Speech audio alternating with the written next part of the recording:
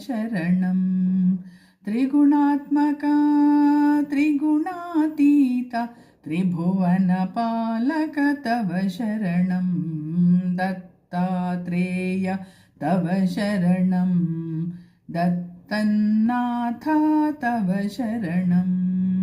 शाश्वतमूर्ते तव शरणं श्यामसुन्दरा तव शरणं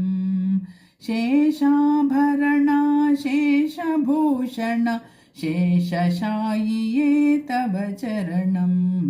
षड्भुजमूर्ते तव शरणं षड्भुजयतिवर तव शरणं दण्डकमण्डलगदा पद्म शङ्खचक्रधर तव शरणं दत्तात्रेय तव शरणं दत्तन्